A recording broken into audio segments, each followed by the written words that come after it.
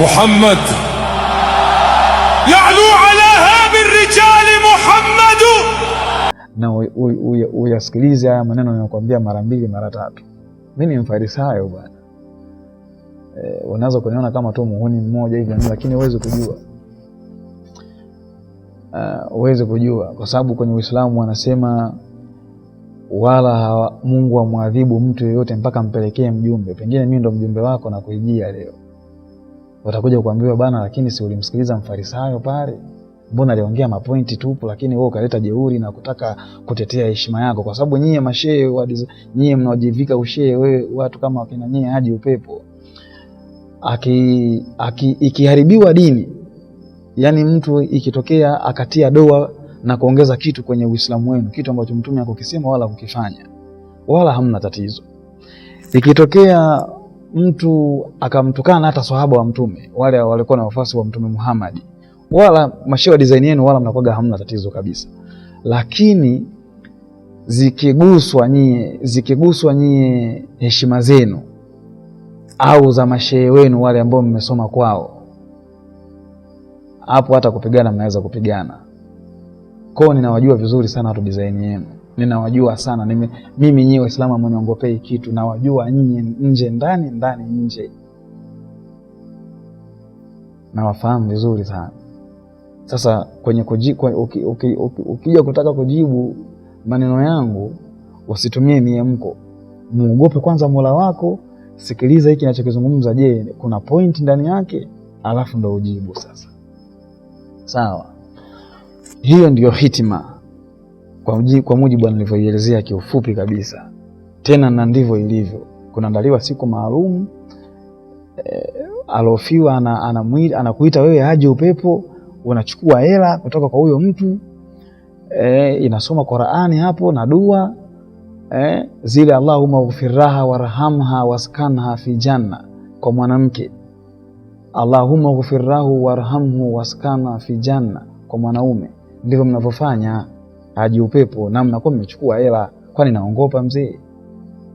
Kwani naongopa? Si ndivyo mnavyofanya nyinyi?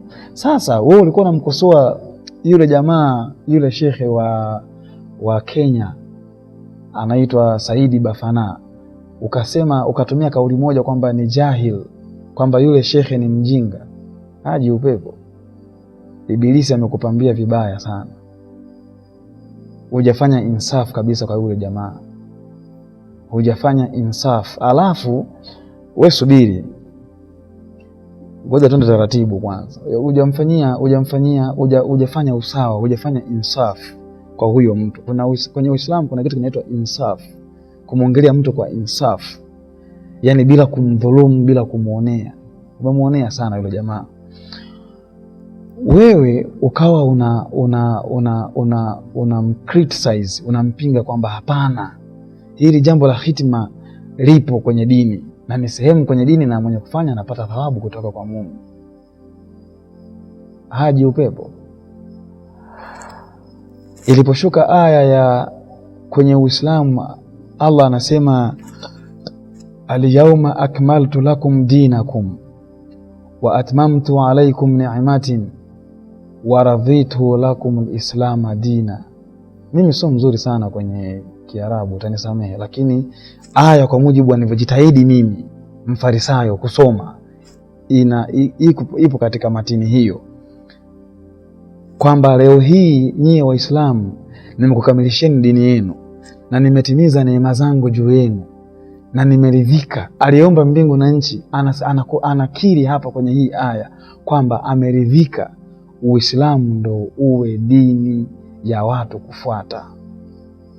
Hili ni andiko ambalo kwenye dini zote duniani huwezi ukapata. Ukitufuata sisi wa Roman Catholic Church, ukituambia tukupe andiko kwamba wapi Mungu kasema tuwe wa Roma, hatuna. Ukiwafuata wa Sabato wakupe andiko wapi Mungu kasema tuwe wa Sabato, hawana. Ukiwafuata KKT wakupe andiko wapi Mungu kasema wawe wa KKT, hawana. Lutheran churches hawana. Sijui wanaitwaje wale, jeshi la wokovu, hawana. Budha hilo andiko hawana. Wayahudi hilo andiko hawana. lakini kwenye Uislamu lipo. Mungu anasema kwamba nimeridhika Uislamu ndio uwe. Tena kuna andiko lingine Mungu anasema waman yabtaghi ghaira al-islami dinan falan yuqbala minhu wa huwa fil akhirati min al-khasirin. Yeyote atakayefuata utaratibu wa kuabudu nje ya utaratibu ambao umewekwa kwenye dini ya Kiislamu, utaratibu wake wa hiyo ibada hautokubalika. Ukitumia dini nyingine kumwabudu Mungu kwa mujibu wa andiko hili, kwa imani ya Kiislamu, dini yako haitokubalika, ibada yako haitokubalika. Tena Mungu anasema wa huwa fil akhirati min al-khasirin, utaingia motoni. Haya maandiko aje upepo unayafahamu vizuri. Sasa Mungu aliposhusha andiko la kwamba dini ya Uislamu imekamilika, si ndio? Hivi kwenye baadhi ya mambo kama haya, kwa sababu mimi binafsi mimi nyinyi hainihusu, mimi hitima mle maubwabwa nini, mimi inanihusu nini bana? Lakini kwa nyinyi Waislamu ni issue. Kwa sababu gani? Nyinyi mlivyotengeneza mazingira ya hili jambo ni kwamba mnapata thawabu kutoka kwa Mungu, kwamba ni ibada. Mmetengeneza hili jambo, mmelitengenezea mfumo, yani hili jambo mmelitengenezea kama mfumo na mkawaaminisha watu kwamba wanapata malipo kutoka kwa Mungu kwa kufanya hivyo. Mimi nakwambia tena Haji Upepo, usikubali shetani akakuchezea. Pitia vizuri ile klipu tu ya Saidi Bafana, ipitie vizuri. Mbona kaeleza vizuri sana, amekuwekea hoja za msingi kwamba Mtume Muhammad sallallahu alaihi wasallam alifiwa. Wewe Haji Upepo, wewe ni mfuasi tu.